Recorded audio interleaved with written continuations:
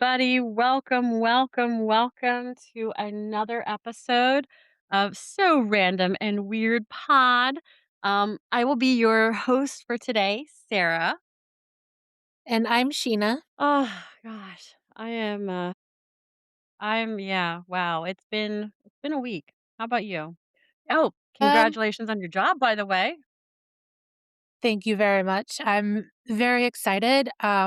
It's definitely something that I already kind of know how to do, but it's doing it in somebody else's preferred way. So that's different.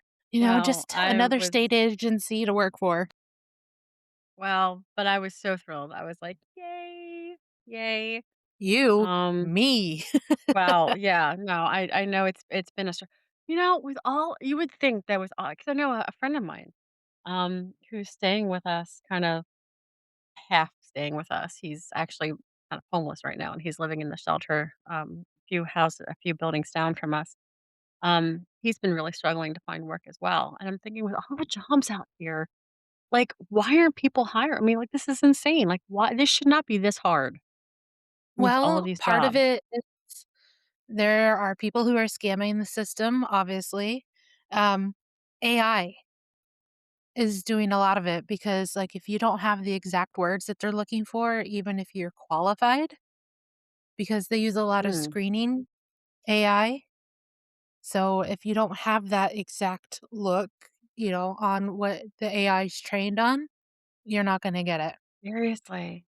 Yeah, because 'cause I'm like, That's I've been turned down for so many jobs that I'm like, I could do that in my sleep because that's what I've been doing. And that's then also ridiculous. for me being neurodivergent as well as, I am such a creative out of the box thinker that a lot of companies don't like that. They want somebody who's gonna be like, "Follow the rules," and I'm like, "I found something better," but they don't want to do better. They just want you to follow their rules. Wow. So I just it's frustrating. I don't know. I mean, if something's not working, then the system is broken, and it should not be using AI, or they should go back to, like, people like, maybe I know it's more time consuming, but, I mean, they're missing out on so many potential employees and so many potential opportunities. I don't know. mhm, Maybe I'm just old school, but it's ridiculous, especially considering just that there's so many job openings and so many people who are unemployed that need work. So, yeah, I don't get it. I hate it. yep, but Ugh. I know. But then also it gives me a chance to get out of the house because now I could actually probably put myself into a place to actually write my book that I've always wanted and not have to sit here and stare at my four walls and maybe meet people. I don't know. Yeah. Maybe meet some people, but at least, like, to get out and get a paycheck again, and hey. So, Yep. oh, How's this, how's I was just gonna ask life how's everything been? I mean, last week you were sick, so well, and this week, we have no heat. no. Our furnace died. Our Oh my furnace gosh. died. And of course, right now, we're getting that nor'easter, um, which is fantastic. So we have space heaters going. I actually just ordered another space heater. Um, yeah, yesterday I went downstairs and I'm like, it is 62 degrees in this house according to my thermostat. Why? And That's wonderful. I love 62 degrees. yeah, well, when it's cold here, 62 is cold. So I was like, okay, what's going on? I mean, we had just gotten a shipment of oil. I went down and double checked the oil tank was full. Um, and we ended up having to call the emergency plumber, heating person to come out. And yeah, they said that basically we have a partially collapsed chimney. Um, which apparently that was, I guess, venting whatever into the basement, which I could never tell. But I was like, oh, it couldn't have, been like happy smoke or whatever. And maybe like, No, but I mean, I my washer and dryer's in the basement, so I mean, I never noticed any kind of, like, venting or anything wrong. Um, and that, the furnace, he could try to fix it, but if anything were to break or I mean, there's no way they could replace it, like, the pieces because it's so old. It hasn't been, like, maintained in, like, years. I mean, and honestly, like, I never had people when we were renting this house before we bought it, we never had anyone come in to, like, maintain the furnace or, like, I don't know, I mean, I didn't even know you had to do that. I don't know. I know nothing about Right? this stuff.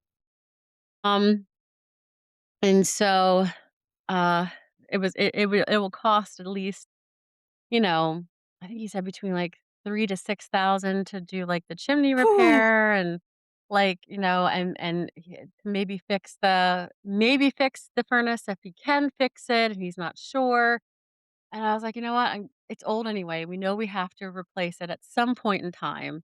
We might as well just replace it." But they gave us an Mhm. estimate of, like, between 20 to $25,000. Well, oh, And so I think we're gonna get a second opinion, even though this yeah. place is, that we know of is pretty reputable.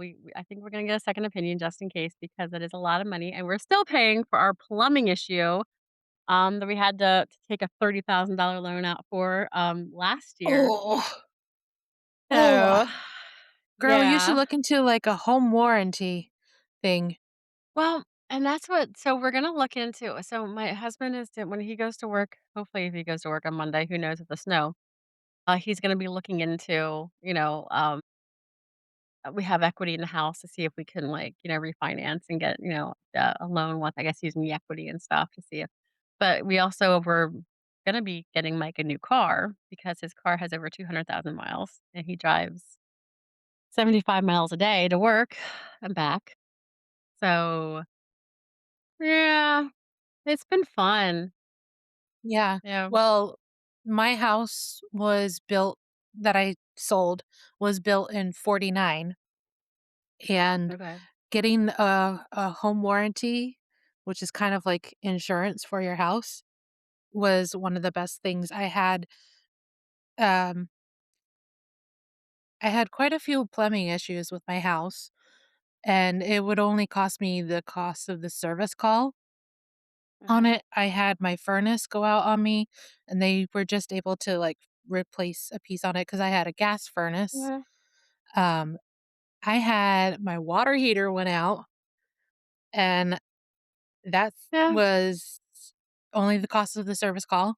I had a pipe burst under my house, Yep. so and Yeah, no, I had and talked to Mike about this when we actually were in talks of buying the house. I said, "We need to get, like, American Home Shield or whatever it was Mhm. called."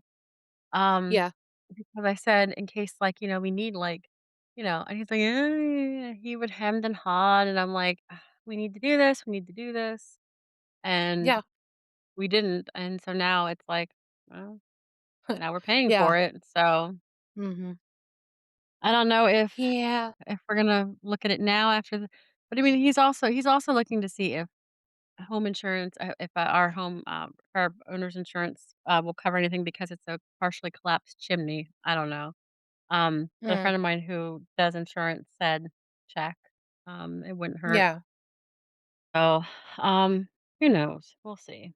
But yeah, that's been Well, my life I this guess weekend. then I guess then you don't wanna hear that it's 52 degrees outside here, Shut up. so Shut up. It's snowing out here, and then let me tell you, when I 'cause I have a heater on here, my bedroom, a space heater, and when I leave my room, oh, it's nice and chilly. Nice and chilly. see, I don't mind that. I keep my house at 60. Yeah, but when it's, like, freezing outside, True, it does. yeah. Yeah, And I we know, have, I like, no remember those insulation. days. Yeah, we have Mm. no insulation, like, our windows suck. Our walls are, like, so thin. Yeah, it's just rough, so, I mean, I sit down on in the playroom well, I we call it used to call it the playroom when the kids were younger, we had all the toys in there, now it's like Mike's man cave, my office type thing. But when I sit down there, my chair's, like, right by, like, these beautiful, like, almost, like, floor to ceiling windows, I mean, they're like 3/4 length windows.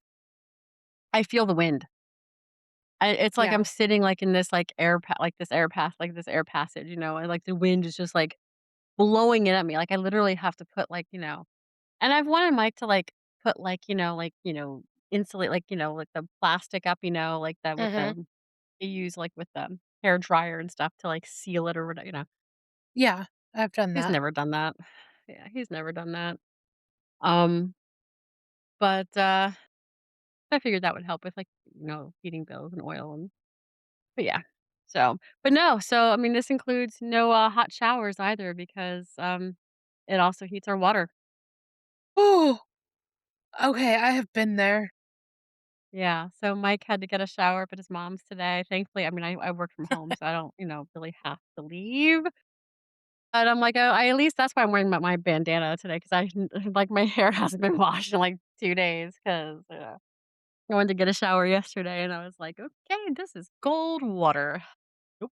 Yeah, I when So, my water heater went out, had, I went to the gym and took showers at the gym. yeah, yeah. Well, yeah, I'm gonna have to, like, do, like, what the Amish do and sponge bath it, I think, with, like, using my electric, tea kettle or something, to heat up water. Oh my Right? You're, gosh. like, Yeah, I'm boiling gonna a have to big, Amish huge it. stock pot. Yep, I'm gonna have to Amish it and oh god. But, yeah. Alright. So, I got true crime. I have true crime, and, I am I wanna say excited because who's excited to talk about true crime? Right, you can't ever be excited or and it's Yeah, never because you sound quite like Jeffrey Dahmer or something, like, "Hey," like, "True crime. Hey, here's a horrible story about murder and sexual assault and gore," and yeah. So, but this is a case, that really hit close to home because it happened in my hometown, in our hometown. I know it's not your technical hometown, but I consider it your hometown. I Um, consider it still my hometown. I did a do lot you more consider growing it? up there Okay. than I did in Okay. yeah. Okay. Well, I mean, I knew, Jersey girl and everything, but I just, I didn't know what you considered hometown. Ephrata because I went to the most school there. Okay. Oh, Gotcha. hi, Gotcha. Rhiannon.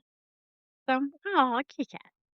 So, um, this this happened when I was, um, it was between my junior and senior year in high school, and it was a murder that gruesome murder that happened in my hometown of Ephrata, um, September of 2001, and, it involved, 4 people, um, Michael Bourgeois, Rhiannon Marie.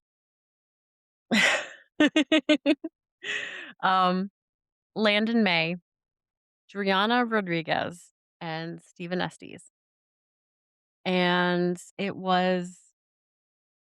it truly rocked our small town of Ephrata, Pennsylvania. It truly rocked because I mean, murders just don't really happen, and especially the way that this happened was very gruesome and, um, very premeditated, and, so yeah, I'm gonna start off here, what was really kind of interesting, or fascinating, I guess, to me was Bourgeois was actually in my homeroom, junior year, so the year before he killed his parents.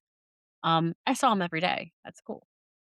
Um, and I wish I paid more attention, honestly, back then. Um, hindsight being 2020, knowing, what was gonna happen. I wish I would have, like, paid it more attention to him and studied him, trying to figure out why he did what he did. Um, but I mean, he seemed like a nice kid. I mean, he was quiet, but, he seemed friendly. He was actually really good friends with, an old classmate of yours and mine, Travis. They were the best of friends, and, I mean, I always saw him, like, laughing and smiling and he seemed like a normal kid. He was, um I don't know what ancestry he was. I know he was adopted, and I think, in Panama, his mom adopted his parents adopted him. But, I just wanted to give a little history, on Michael. Don't know, I was gonna say I don't know, it didn't say, like, what, ancestry he was, but, so his sister, um, had said that her parents, um, already had 4 daughters when they adopted Michael. He was about a year old, while her father, who was a career Army officer, was stationed in Panama, so they adopted him in Panama. Um, his upbringing, there was a lot of anger in the house, during his upbringing, and that anger led to her parents' divorce. So her mother, who was Mike's, obviously adopted mom, remarried and moved from Kansas to Ephrata in January of 2001, just 9 months before she and her new husband were murdered. Michael apparently didn't adapt well to the move. He didn't make new friends quickly, according to his adopted sister, and he resented his parents' efforts to get him involved in school activities. But I I I know that was, her description of everything, but I mean, he seemed to have some friends. But apparently I guess he made some wrong choices with friends. Some of those friends, like I said, included Landon May, um, and Steve Estes. They, eventually ended up living together with Driana Rodriguez. Michael was apparently in a relationship with Driana's, daughter, and, eventually he went into a relationship with Driana Rodriguez, who was 17 years older than Michael at the time.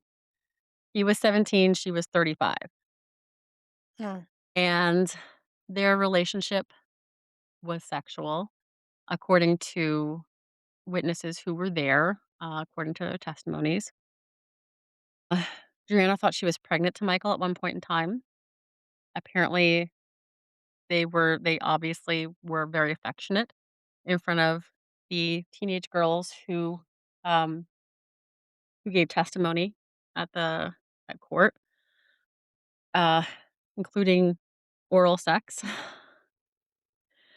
Um, and Driana was very, according to the girls who testified, very much in love with Michael and wanted to marry him someday. Remember, this is a 35-year-old woman and a 17-year-old boy. She couldn't Anyway. wait until he was legal? Well, exactly, exactly. And Michael's parents did not like him living with this woman. They did not like the relationship, and Michael, uh, got very angry about that and wanted to do something about it. He wanted to live with his 35-year-old girlfriend and not have to worry about his parents. Uh, so, um, Driana, who was, uh, nicknamed Mama D, um, supposedly masterminded this plan for the boys, and that's what they were called around the house, because Michael, Landon, and Steve all lived with Mama D.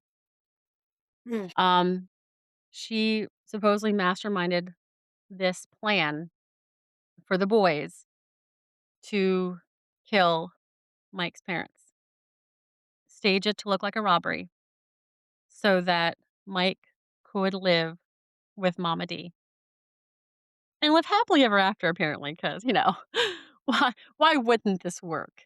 So they had to get yeah, so they had to get weapons and everything like that. So on Saturday, September the 1st of 2001, Landon May, along with Steve Estes, Mike Bourgeois, and another guy named Raymond Navarro Perez drove to the home of Lloyd and Beverly Good in Lidditz, Lancaster County, Pennsylvania, intending to commit a burglary while the Good family was absent on vacation. According to their plan, the perpetrators gained entrance through a side garage and ransacked the home. They stole a 1996 green Chevrolet Suburban and a 1996 silver Saturn sedan. They also stole a number of weapons: a 22 caliber revolver, a 32 20 caliber revolver, a Marlin 12 gauge bolt action shotgun, an Ithaca 12 gauge pump shotgun, 30-06 Remington rifle, and please bear with me, I don't know weapons names, so, um, I don't either. but yeah, they bought they stole, like, BB guns and, cash, other assorted household and personal items, including dishes and, like, a taxidermist mounted fox. Why not? Why not? You know, you're Well, I mean, I love plates, I dishes, and the I love your taxidermy. look. I love your you're like, "What?" I mean, granted, I like Yeah. besides cats and ravens, I love foxes. Like, foxes are, like, my favorite animal outside of domesticated, well, besides cats, because cats are just awesome, point blank. But, Yeah. I even Yeah. I I have a hard I mean, time with taking I'm sorry, if taxidermied I'm going into a animals. house if I'm breaking into a house, I'm not stealing friggin' dead animals. Just not. Why would No, you do that? absolutely not. That is the I'm last sorry. thing that is Like, coming. well, needless to say, they were idiots. They left fingerprints everywhere, so, anyway. But, the cars were later abandoned. Steve Estes was, found to be driving the one car. The other car, like I said, was abandoned. But on, September the 5th, 2001, police made unsuccessful attempts, to locate Michael at the residence of his mother, Lucy Smith, and her husband, Terry Smith, in Ephrata, because they had found his fingerprints in the house that they had burgled. So, that evening, the Smiths went to a home in Akron, which was leased to Drina Rodriguez to visit Mike, who had moved out of the Smith home about 2 months earlier to live with her, with whom he was, like I said, romantically involved. During their visit, the Smiths informed Bourgeois that the state police were seeking his whereabouts. On September the 6th, 2001, at approximately 10 a.m., the Ephrata Borough Police Department received a telephone call from an employee of Terry Smith. She advised the police that Terry Smith had not come to work during the morning hours of that day. He was an owner of a business in Ephrata. She said that she had not heard from him and that he usually reported to work in a reliable and consistent manner. She reported that Lucy Smith was also not at work, who she was an elementary school teacher at Martin Elementary School. So Detective David Shoop and Officer Douglas Heilman responded to the Smith's residence at approximately 10:30 a.m. on the morning of the 6th of September and attempted to gain the attention of the residents by knocking and ringing on the doorbell. They found the front door locked, but discovered that a rear sliding door was unlocked. The Detective Shoop then checked in with his office and learned that the bourgeois was the son of Lucy Smith, that his fingerprints had been discovered at the scene of the earlier burglary, and that firearms had been stolen from the house. Detective Shoop then requested additional assistance and was joined by Detective Ballinger and Sergeant Kurtz of the Ephrata Police Borough Department and Officer Diane Houston from the Ephrata Township Police Department. At approximately 10:55 a.m., the officers entered the residence through the unlocked sliding door and did a quick sweep of the front of the first floor, finding nothing unusual. Officer Heilman and Detective Shoop went upstairs and entered the master bedroom, where it was obvious that a struggle had taken place. They observed blood splatters on the mattress and wall and what appeared to be a body wrapped in a comforter on the floor in a pool of blood. This body was later identified as Lucy Smith. She had been severely assaulted on the left side of her head and shot in the head. Sergeant Kurtz located another body wrapped in bedding in a front bedroom, which was later identified as Terry Smith. This bedroom also showed signs of a struggle, and Terry Smith had been stabbed repeatedly and shot multiple times in the head. In the late morning hours of September the 6th, 2001, Corporal Raymond Guth of the Pennsylvania State Police and Detective Shoop went to the Rodriguez residence to interview Bourgeois regarding the good burglary. Bourgeois admitted that he and Perez had committed the burglary, Bourgeois also stated that Perez had told him that the items taken from the burgled residence were stored at Perez's residence on Plum Street in Lancaster City.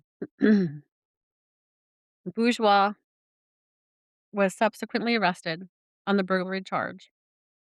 Detective Brad Ortinez, I'm sorry, Ortenzi of the Ephrata Police Department and Detective Sergeant Edward Tobin of the Warwick Township Police Department remained at Rodriguez's residence to interview her. During that discussion, which took place on the front porch, May came downstairs and Rodriguez introduced him to the detectives. May agreed to talk to the detectives, and after they finished their conversation with Rodriguez, so at about 3:30 p.m., the detectives began asking May about the whereabouts of Bourgeois over the few days leading up to the September 6, 2001 murders. Upon request by Rodriguez, the detectives left the front porch and they asked May if he would accompany them to the police station, and May agreed. During the conversation at the police station, May admitted to the detectives that he was involved in the burglary. Near the end of the interview, the detectives informed May that Bourgeois' parents, Mike and Terry and Lucy Smith, were found dead, and asked if May had any involvement in their deaths. In response, May said that he wanted to talk to an attorney. The interview was concluded, and May was driven back to the Rodriguez's home. So, approximately 50 minutes later, hold on here. At 7:40 p.m. on September the 6th, detectives returned to the Rodriguez residence to arrest May for the burglary. The detectives were told that May could be found at his girlfriend's residence. They then proceeded to her address and arrested him. May gave a statement to the detectives in which he confessed to participation in the killings of Terry and Lucy Smith. He stated that he had worn rubber gloves to the Smith residence and that Bourgeois did not, and that he was wearing jeans and a t-shirt which he had placed in Rodriguez's house. He also admitted to the police during the assaults during the assaults on Terry and Lucy Smith that he went downstairs to get knives from the kitchen, and he used a knife to cut Lucy Smith's throat and shot her once. The police obtained a search warrant to Mama D's home later that night, and they got the clothing that Mike and Landon wore during the murders. They had found them in dark green plastic garbage bags in the laundry room, along with 3 bloody knives, a bloody claw hammer, Terry Smith's wallet, a purse with a cell phone, papers and cards belonging to Terry and Lucy Smith, a key ring, a roll of duct tape, 5 .22 caliber spent casings, a chocolate box full of personal items belonging to Terry and Lucy Smith, including credit cards and other items taken from the Smith residence. Money taken from the Smith home was found in a cigarette box in gold watering can in the kitchen. During the search, the police also observed in plain view items known to them to be stolen from the burglary, including the stuffed and mounted fox and a canvas bag with the family's name embroidered on one side. Love it. I'm So sorry. They they so, actually yeah. like, stuffed mounted fox. You know, Yeah. It's like, I "Let's always steal this." Yeah. I grew up with my great uncle he had 2, um, stuffed mounted heads. One was an antelope, and I can't remember what the other one was. But the thing is, like, you would walk into the kitchen, and every time you, like, turn on the light, it's like, "What? What's there? Yeah. It's an antelope." Yeah. Yeah. And Well, I love it. I find it so I mean, it's like, let's this is obvious. This is an obvious, I mean, it sticks out in one's mind. A taxidermied fox, I mean, that sticks out in one's mind. And then just to prominently display it in your house while police are there, he it's like, I mean, we're not talking, geniuses here. And I'm so sorry. I mean, I'm not trying to, diminish the horror that this couple faced in their last moments of life. I'm not, Right, especially it's by just their son.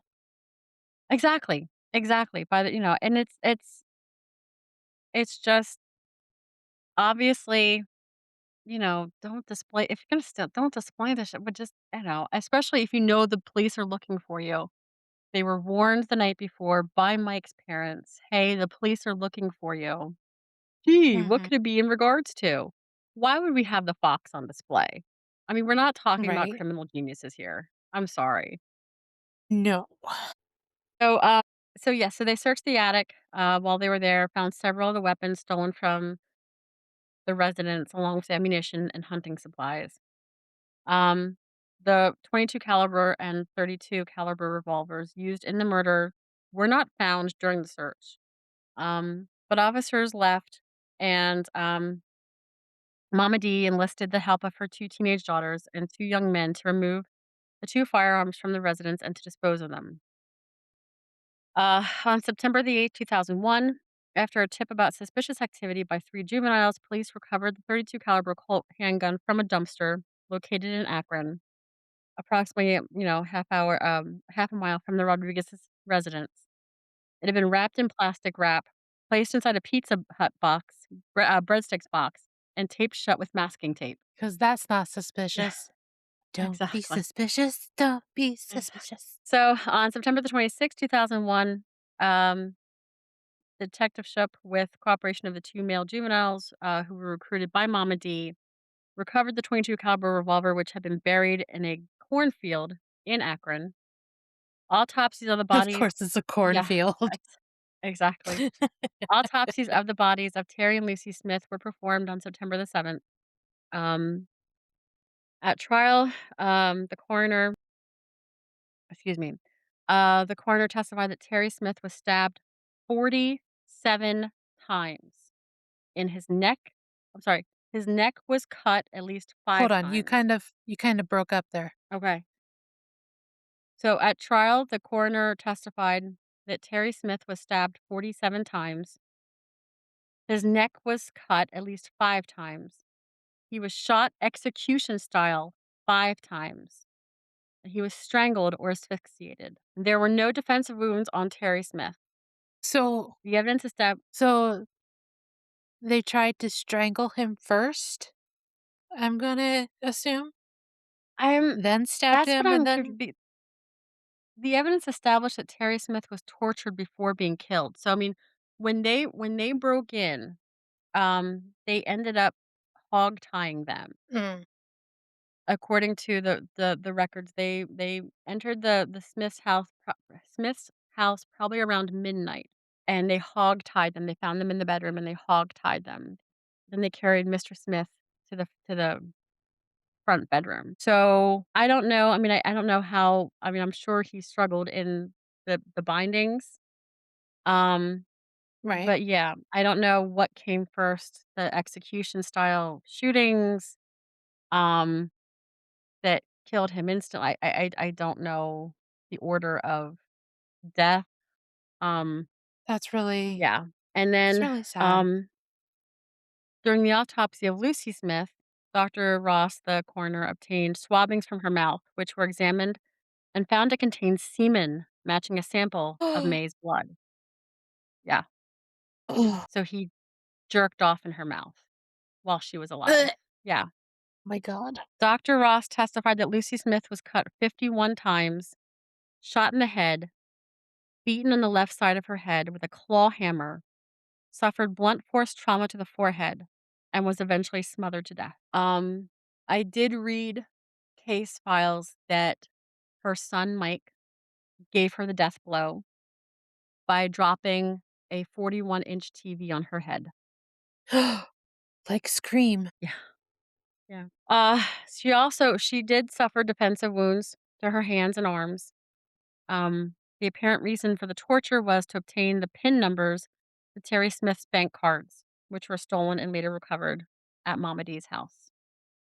So I guess that's why they felt they could torture her for those PIN numbers. Witnesses testified that the Smiths would be bound with duct tape with the purpose of forcing them to relinquish their ATM card PIN numbers before being killed. Um, Other scientific testing indicated that the blood discovered on the latex gloves and the DNA on the pants and t-shirt May was wearing at the time of the murders, both confiscated from Mama D's residence, were Lucy Smith's. Lucy Smith's blood was also found on the 13.5-inch knife recovered from Mama D's house. Ooh, May's left thumb print was on the back of Terry Smith's Ephrata rec card. also recovered from the Rodriguez's home. Additionally, the 22 caliber casings recovered from the Rodriguez home were traced to one of the firearms stolen from the good residence from a few days earlier. Um, and that basically convicted May for sure. Um, I mean, just yeah, it was Mhm. needless to say for a small town of Ephrata, um, it was shocking. It was shocking. Um, it's knowing that Landon May's father is also on death row, um, made him, Really? make it he ma yeah, he made headlines actually because, Landon later, once he was convicted to death and sentenced death row, Landon. He was 19 at the time. He tried to, um, have his case thrown out, or reduced sentence because of his father being on death row, and he was trying to prove there was a genetic malfunction or a genetic issue. Still You doesn't know, I'm matter. kinda You did the crime, like it doesn't yeah, yes, yeah, you have to pay for it. yeah, I mean, yeah. granted, death row, you know, I always have mixed feelings about it because I don't because you are killing a human being, but yet, why would we want to keep providing for people who are so depraved that they've done something this horrible, you know? I And, yeah. you know, I get it, and, like, especially if somebody's done something this horrible to the point where they tortured and they jerked off and, while no, no, Yeah, I no. mean, it's definitely I know it's a touchy subject for a lot of people, um, because it is, you know, is it justified taking a life for a life? Um, but I mean, and that's not really, what I'm, what we're trying to debate here, but um, Mhm. these obviously were heinous crimes. I mean, absolutely heinous. But so yeah, but his father is Freeman May, and he was sentenced to death row in 1995 for stabbing a 22-year-old Lancaster woman. And Yeah. yeah, so uh apparently, he was trying to claim that there was some kind of I don't wanna say malfunction, but some kind of genetic issue, and it was his basically his father's fault because it was a genetic thing, and he had some Okay. kind of brain thing. 95 Yeah. 1995, so and he would have been about a year or 2 older, so, Yeah. that was, what, 7 years prior? 6 years Yeah. prior? Yeah. N no, sorry.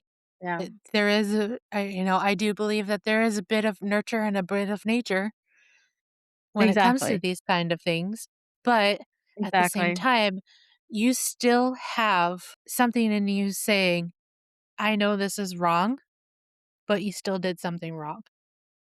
Yeah, exactly. I mean, he's claiming, bad blood with a no. I mean, I mean, mental health, yes, can be passed down, but I'm sorry, the choice to murder somebody, and not and it be, like premeditated, because this was premeditated. It was Mhm, obviously premeditated. They planned this. If you snap and go crazy, I mean, that's why they have the insanity plea, because you snap and you go crazy and whatever. But I mean, I don't know. Reading the article um, about this, about Landon and his dad, and I guess his grandfather was involved too. His grandfather did, I think, was an abuser, and it sounded like a nasty guy. I mean, it sounds like the family was kind of nasty. mhm. I really wouldn't want to be in a relationship with any of these guys. No. But, like, like, the grandfather had, Sydney had, like, multiple personalities, and apparently, like, he would drink, and his house, became a house of horrors, the grandfather of Landon May. His house became, like, this house of horrors, and so, I mean, yeah, maybe Landon's dad was screwed up by the grandfather. I don't know. Does that make someone a murderer? Not necessarily. I mean, it could screw up your life, but it all depends on how you get through it, I believe. Mhm. You Right. know? Um, I and so, yeah. But anyway, so yeah, so they were convicted. Like I said, Landon was Oh. Sorry. Oh My alarm. my gosh, that's okay. Nothing Just like scared me Buffy to Um, so yeah, Landon was sentenced to, death. Like I said, he made history by joining his father, on death row, the first father and son to be sentenced to death for separate murders in Pennsylvania.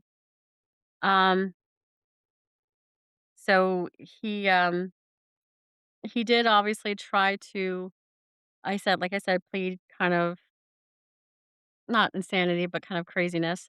Um, he the defense hired a psychiatrist. The psychiatrist concluded that Landon May was genetically predisposed to commit criminal acts.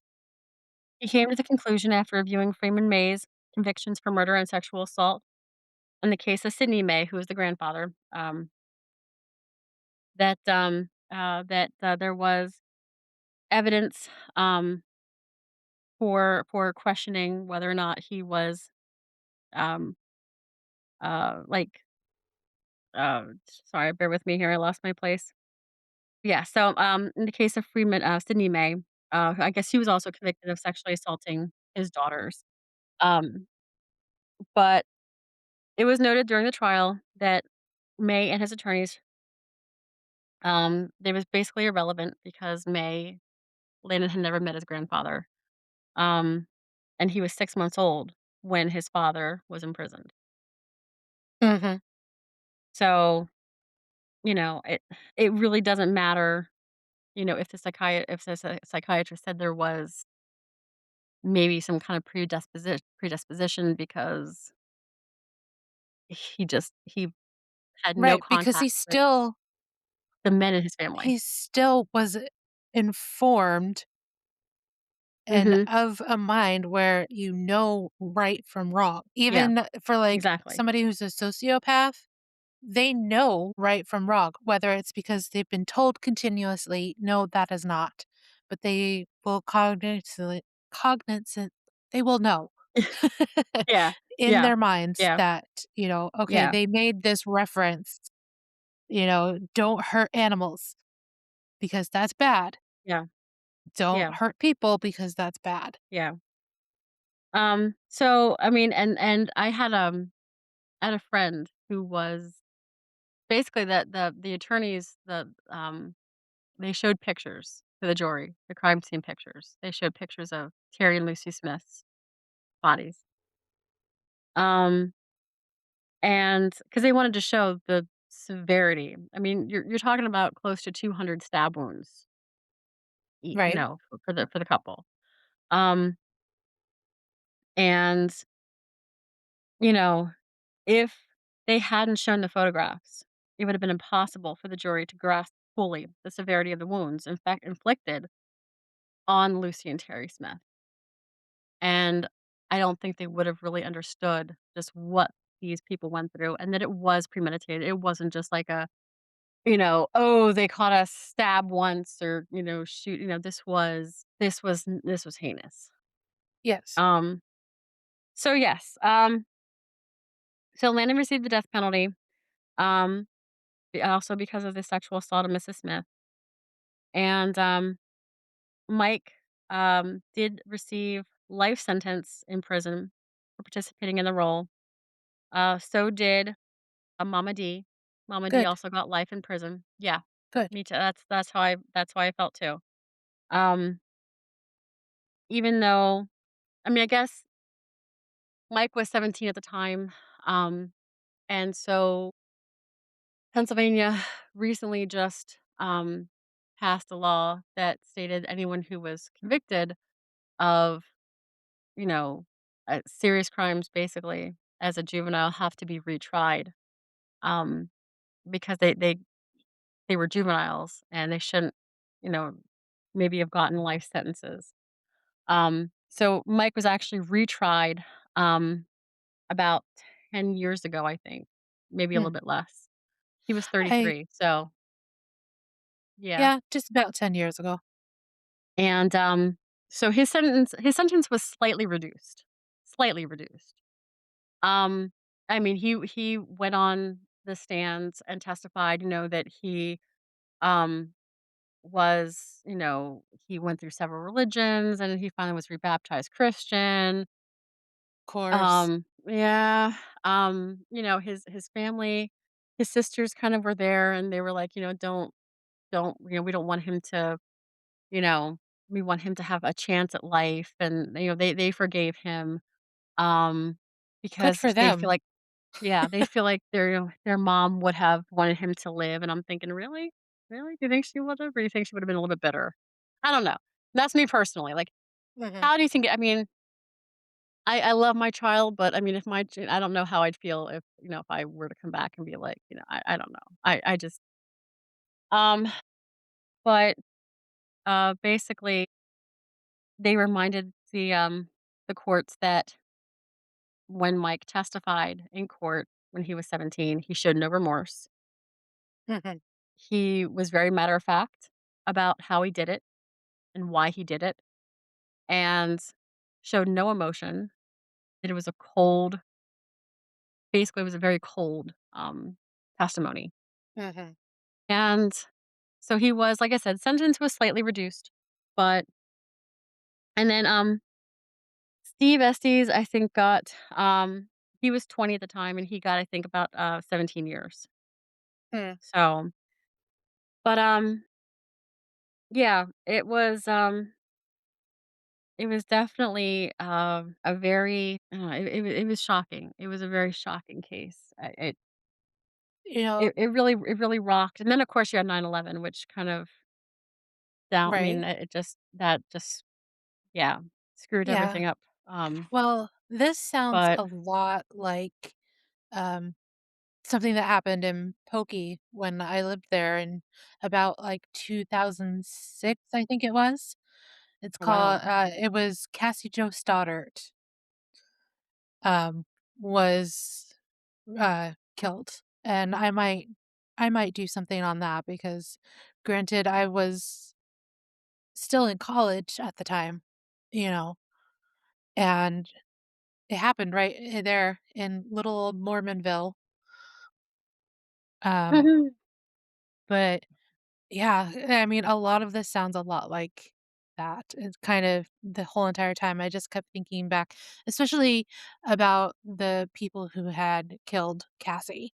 The way that they reacted and everything is a lot like that. Yeah. But, also the other thing though too is, like, one of the people who killed, the Cassie, their mom was like, "Oh, he needs to be forgiven and stuff," and I'm like, "Fuck that.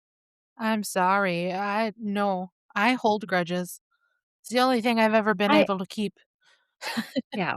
Yeah, I mean, I am not a hateful person. I don't wanna see anybody hurt. I don't wanna see and I can't imagine my kid being like, if my kid was in that position, I don't know how I'd feel. I really don't.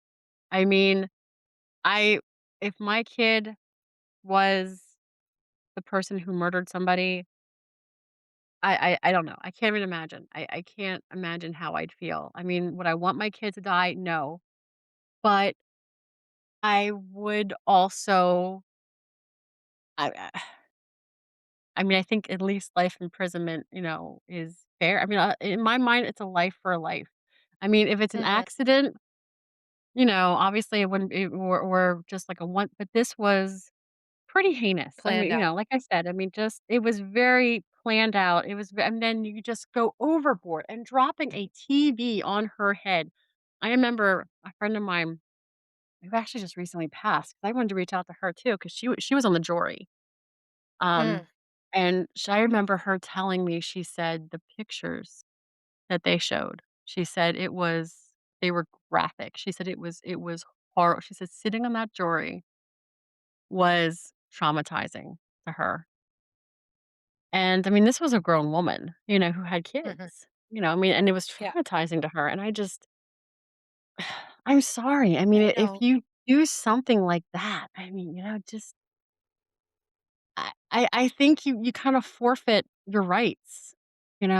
I mean, I don't know. I've I never mean, really. as somebody who has worked on, Freedom of Information Acts for criminal cases, I totally get Mhm. it, and I think now I mean, I have always wanted to do jury duty because I have always felt that, I love it. I need to. Yes. Um, I am a person who's been educated a lot, and yes, I know I've also done a lot of watched a lot of true crime documentaries and all of that stuff, but, Mhm. and also, like, it's my civic duty to be of the people Yeah. to, Yeah. to be like, "Well, this person obviously is not to be in regular society," but at the Yeah. same time, you know the images that I've seen or the things that I've read, they have had uh, what's the word I'm looking for? They did put an impression on me of, this is not right. And so it might disqualify me from ever being on jury, Yeah. but at least I'm willing to do it. Yeah. I mean, I did it once. I loved it. I would do it again in a heartbeat. Um, because it was such a fascinating process to watch. It really was. It was a fascinating process. And I always kind of wanted to be a lawyer. Um, Same. I Yeah, and you know who really inspired me? The Cosby Show, Felicia Rashad, and she played Mm, an attorney, the attorney wife of Bill Cosby. I'm just Here was this busy. here was this strong woman who who was obviously very intelligent, very classy, who was, had a great job, a well-paid job. She knew her shit. And she was confident, and I love that. I love that whole thing, and watching her, like, I was like, "Ooh," so I started, like, learning, like, legal jargon and stuff and, like, what this was, because I was like, "This is fascinating, and I really wanna do something like this." Right. And now that my husband is a paralegal, I know obviously I could not do. I mean, I don't have. I'm not saying I'm Bandwidth. dumb, I but don't I have just I the don't have the bandwidth. brains for it. Yeah, I don't have Yeah, the I brains know. for it. Um Like, I loved my political science classes that I took, and I would have loved to, but then also at the same time, it's just a lot of bandwidth that you have to use, uh, and I'm uh, like, "No, I can't do that because my brain, I get burned out because I'm on a schedule."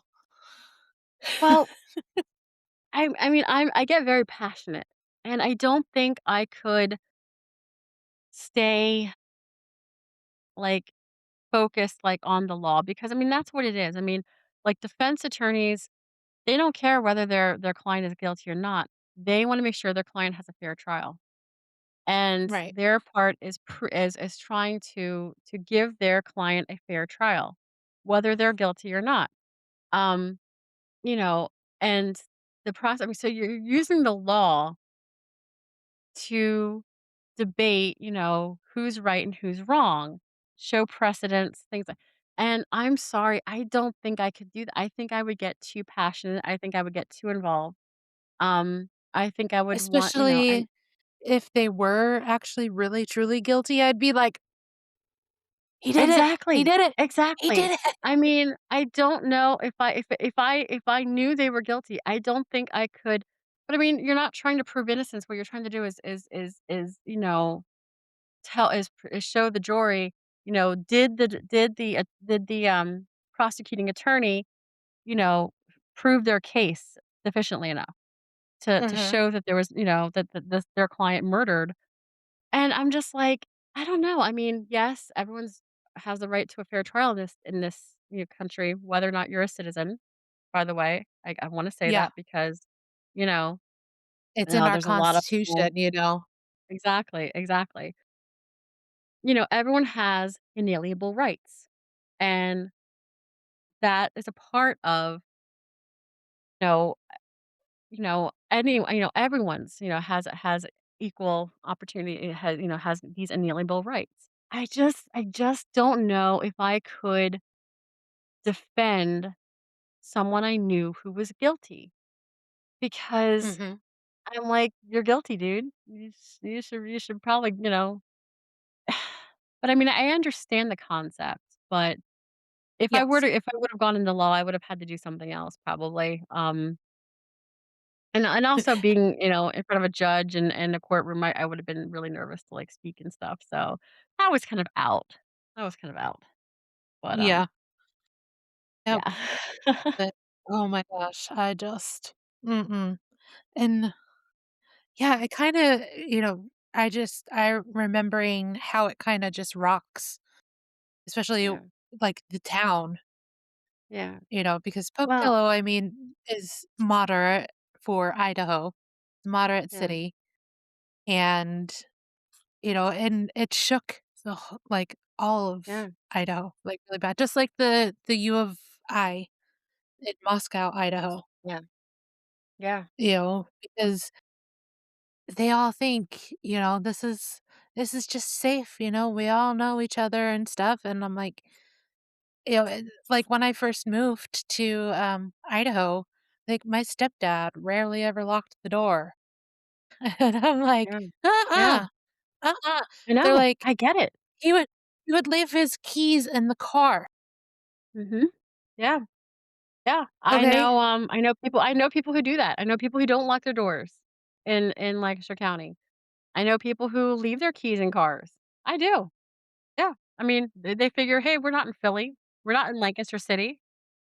But you don't Right? know.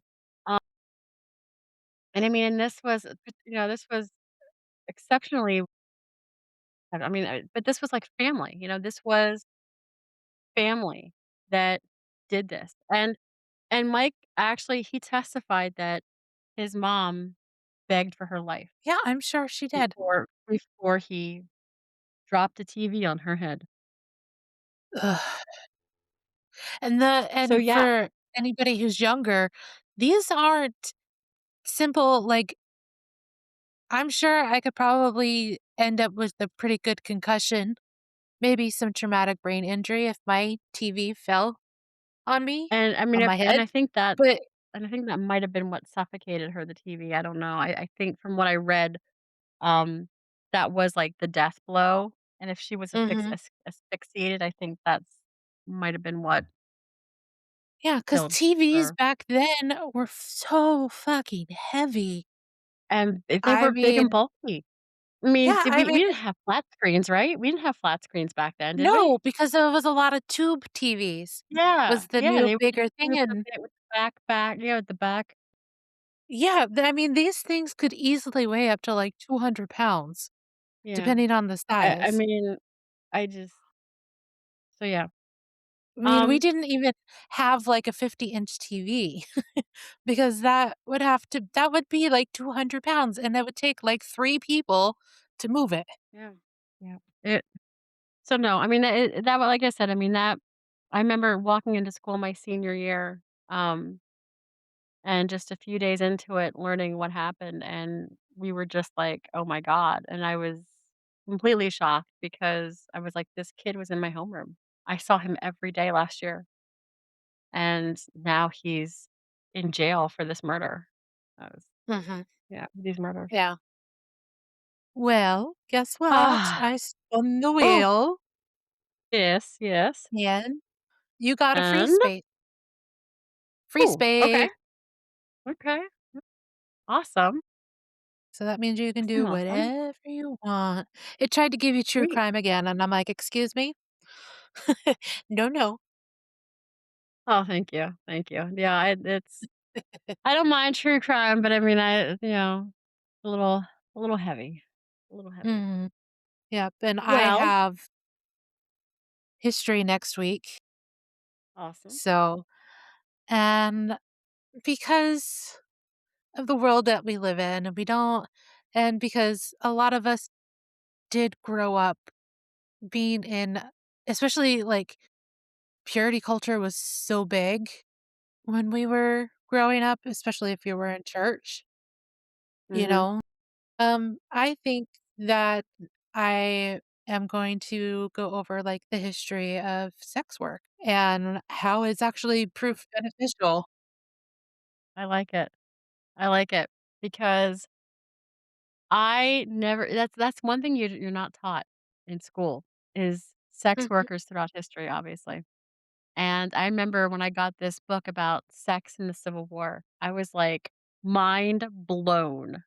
I was like, "Oh my mhm, god, this is great." And I'm reading about, like a whole side of history I had never learned about before. It was fantastic. right, yeah. And then, of course, So, the spoiled doves in the Old West and things like that. So, yeah, perfect. yeah, That's I mean, awesome. Mata Hari, Yeah, yeah, you there you go. know? To bring up something, within the last 100 years, Mata Hari, there's a whole lot of Yeah, actual, ways that sex work has, one, brought around a lot of civilization. I mean, I was just reading about a temple where the women were what we would consider, sex workers, and they would do acts to their deity. So, it's not it's not uh, it's not something that I could do personally, um, yeah. but, I mean, I don't know if and I would ever get desperate enough. I mean, I joke, about like, "Hey, well, we need like $20,000, maybe I'll just start working, street corners." right, But, I'm gonna take some feet um pics. exactly, exactly. But, it's what gets me is the double standard when it Mhm, comes to sex work. How the women are punished, but the mhm, men are not.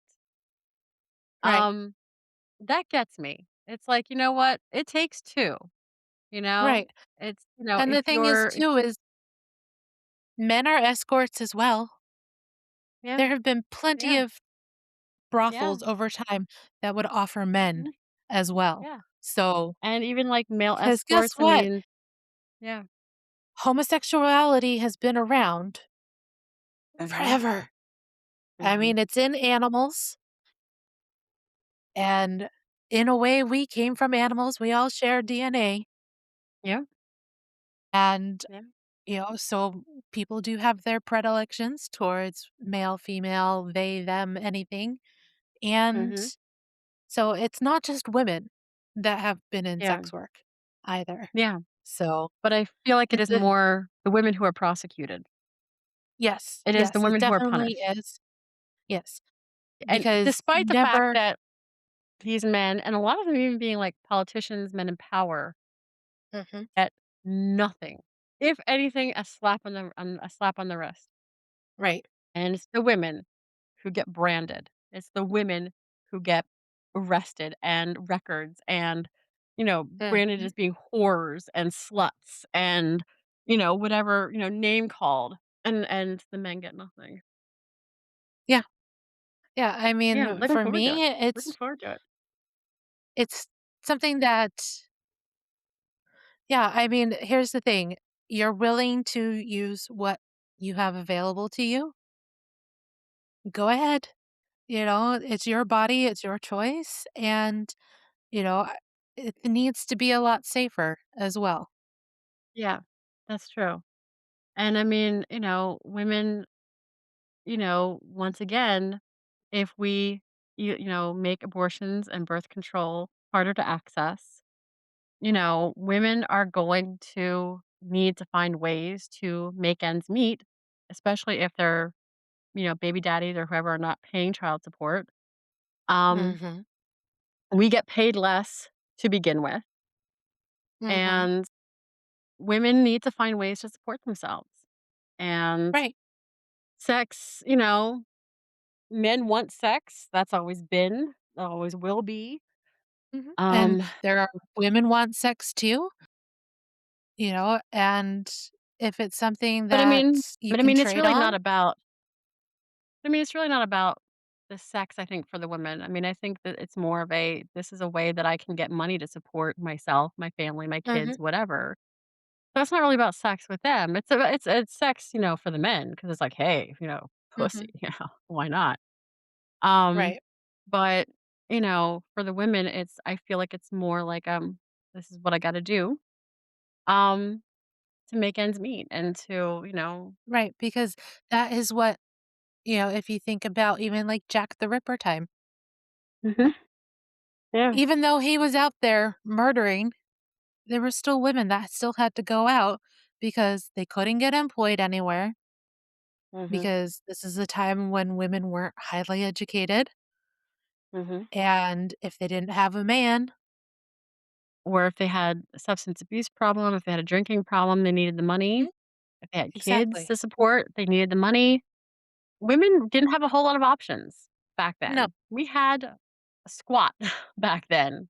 exactly. We were not allowed to do anything. We couldn't Uh, own property, we were all of these property. things. We Yeah, were property of right. either our fathers or husbands, Or pimps. whoever. Yeah. So, So, yeah, I'm excited. Yeah. it's gonna be quite interesting to go through, Yeah. and yeah, Are you doing it throughout history, or are you doing certain time period in history?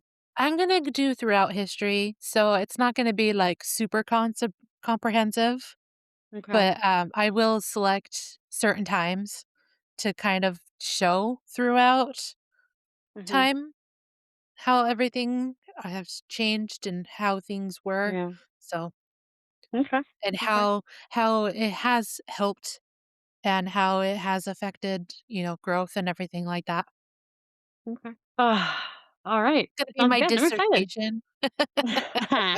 I'm excited for it. I really am. Yeah. So, So anything fun coming up for you this week? well, I was supposed to get my acupuncture tomorrow for my back. Now I'm going to be meeting with the heating people to give us estimates, I guess, as to what they can offer us. So I have to cancel that appointment. Yay. And with the snow that's happening, I haven't even looked at my window, but I don't even know if that's going to happen with the snow because who knows? It's supposed to snow like, well, the kids, I mean, first of all, before it even started snowing, I was called, I was notified that my doctor's offices are all going to open at like 10 o'clock tomorrow morning. They never open late. I was like looking outside, I'm like, dude, it's not even doing anything yet. And you're calling. I was like, wow. In the 17 years I've worked at this, or 19 years I've worked in this healthcare facility, I mean, I can count on, like, one hand how many times they've called us off or they've, set their hours back, and open later, which I get. They're healthcare facilities. Um, Mhm. but Need to borrow my Subaru? well, that's why I was like, "Wait a minute." I was like, I remember times where I've looked out my window and I'm like, it's white everywhere, and we had to go in at the same time. Me, and, like, we weren't called off, we weren't, nothing. I was like, "Really?" And, of course, now that I work from It's like home, it doesn't Idaho. matter. Yeah. Well, now that I work from home, it doesn't matter if because I don't have to go anywhere. Yay. But I'm like, "Really?" Now they're opening up. Oh, so, yeah, Yeah, no, or who knows? in Idaho, believe me, I've sat there through some pretty nasty storms, and I'm like, "Seriously? Seriously?" My inner Pennsylvanian is screaming. Oh my So, god. That's great. yeah, I don't have anything interesting. Just work. Just work and working on getting my pharmacy technician certification as well. So, that's all I'm doing. I'm a boring adult now. So, Hmm. all right. Well, hit us Alright. up on all of our socials. We've got Right. Insta, we've got Facebook. Email us your random crazy incidences, like you got abducted by aliens or uh, you ran into John Wayne Gacy or uh, I don't know. My brain's now short circuiting because it's thinking about mashed potatoes. Oh, mashed potatoes. Yep, Now it's dinner time, just about. So you I sound like my made daughter. Mashed potatoes. well, I mean, I did live in Idaho Yeah, for a no, long time. I know I about definitely good get it. potatoes. I definitely get it. No, I definitely get it. Ah, alright. Well, thank you so much, everybody. I hope you, once again, I don't wanna use the term enjoyed, but I hope you, We're um entertained. No, I even you cringe were at that. informed. I know. Informed, You were informed. um, about this incident, this heinous crime that took the lives of, 2 people who were in their early 50s, very, still very young, especially since we're about 10 years away from that. Um, I know, I know. And just rocked the town of Ephrata, Pennsylvania back in September of 2001. So please, if you're interested, look it up, read more about it, form your own opinions, but And if you let us know see what you think. anything if you see anything that could potentially be harmful, you know, say something about it to Yeah. somebody. Yeah. Yeah. If you think you hear something, I mean, like, these teenage girls testifying that they would hear, Mama D and the boys talking about duct taping people and watching them do like blood oaths, to keep silent about the murders. I mean, these girls should have said something. Mhm, Maybe they could have. I mean, yes, they were like 15, 16 at the time, but maybe they could have saved lives if mhm, they reported it. yep. So So, all right, nerdlings, we love you. We hope yes, to yes, hear from you, and, I yes. guess we'll, talk See you at you next week. next week. Yeah. Bye, everybody. Love you Have a good guys. week. We love you. Bye. Bye.